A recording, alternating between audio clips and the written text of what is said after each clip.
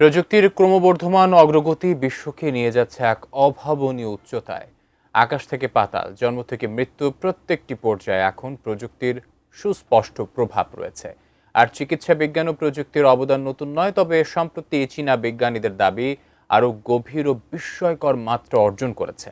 তাদের দাবি এবার রোবটের গর্ভ থেকে জন্মাবে মানব শিশু। কিন্তু তাদের এই দাবি কতটুকু সত্য, সে খবরই জানাচ্ছেন শিহাব ইসলাম। বিশ্বে প্রথমবারের মতো রোবোটিক জরায়ুর মাধ্যমে মানব শিশুর জন্ম সম্ভব হতে চলেছে বলে দাবি করেছেন চীনের বিজ্ঞানীরা। আর এই দাবির পর থেকে সাড়া পড়ে গেছে আন্তর্জাতিক গণমাধ্যমে। ফিলাডেলফিয়ার চিলড্রেন্স হসপিটালের গবেষকরা এক্সটেন্ড নামে একটি ডিভাইস তৈরি করেছেন, যা অকালজাত অর্থাৎ 23 থেকে 28 সপ্তাহে জন্ম নেওয়া শিশুদের জরায়ুর মতো পরিবেশে বেড়ে উঠতে সাহায্য করে। আর এই প্রযুক্তি ইতিমধ্যে মেষ শাবকের উপর সফলভাবে পরীক্ষিত হয়েছে।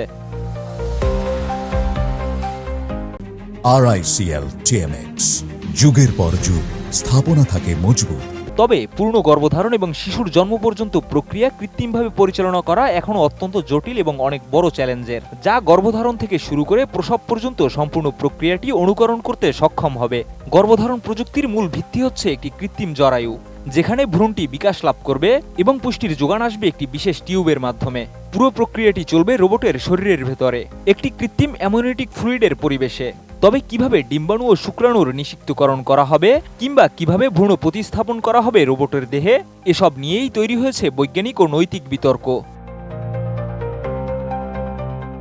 বিশেষজ্ঞরা বলছেন, যদিও গবেষণা আকর্ষণীয়, তবে বাস্তবে এটি বাস্তবায়নের জন্য বহু প্রযুক্তিগত ও নৈতিক বাধা রয়েছে। বর্তমানে এই প্রযুক্তির প্রয়োজনীয়তা নিয়েও প্রশ্ন রয়েছে, বিশেষ করে যেসব দেশে সারোগেসি ও প্রজনন চিকিৎসার সুযোগ রয়েছে। এছাড়া এই প্রযুক্তি নিয়ে ইতিমধ্যে শুরু হয়েছে আইনগত প্রশ্ন। বিশেষজ্ঞরা বলছেন, ভ্রূণকে মানবিক স্নেহ মমতা থেকে বঞ্চিত করা যেমন অনৈতিক, তেমনি এটি ভবিষ্যতে গর্ভধারণকে একটি রোগ হিসেবে চিহ্নিত করার আশঙ্কাও বাড়িয়ে দিচ্ছে।